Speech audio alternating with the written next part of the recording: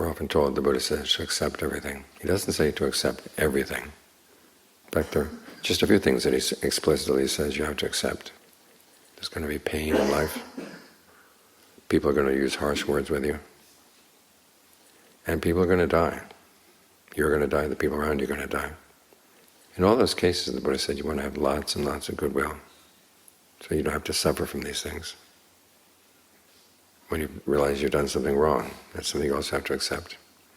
Here the Buddha says you admit that it was wrong, you made a mistake, and you resolve not to repeat that mistake, and then you spread thoughts of goodwill.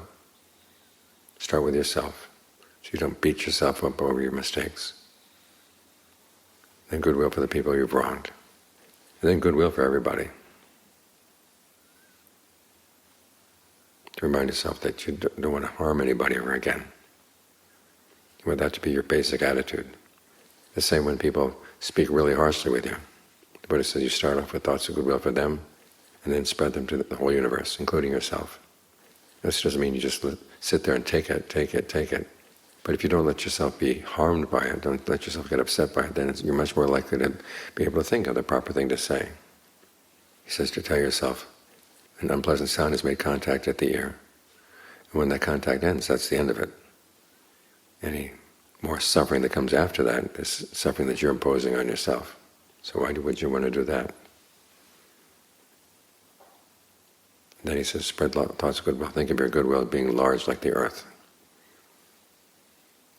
Imagine a little man coming along with a hoe and a basket. He's going to make the earth be without earth, and he digs here and digs there, and spits here and spits there, and urinates here, urinates there, saying, be without earth, be without earth. Of course he's never going to succeed. The same way you have to think of other people's harsh words as being like that little man. And your goodwill is so much larger, so much more solid, that he can't make you be without goodwill. I want your goodwill to be like space. People can come and try to write words on space, but the words don't stick.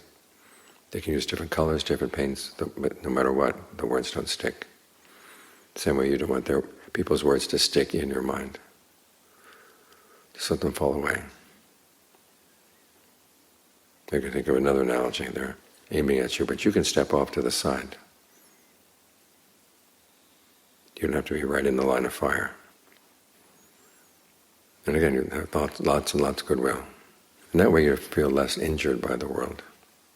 When you're less injured by the world, then, as I said, you're much more likely to be able to think of the right thing to say or do or think to help fix the situation if you can. When you've lost somebody that you love, realize that this is happening all over the world, every day, every day, every day. People are losing people. And when you think about that, the proper response is compassion, realizing there's a lot of suffering in this human realm. And if we don't get out, we're going to continue suffering like this on and on and on. And so out of compassion for yourself, out of compassion for others, you want to practice. So we do this out of goodwill, a wish for true happiness that we spread around to everybody. And that way we can live with the things that we have to accept, but we don't have to suffer from them. That's the important difference. You just take it. You learn how to think, how to talk to yourself in ways that help lessen the pain, and as I said, get you out of the line of fire.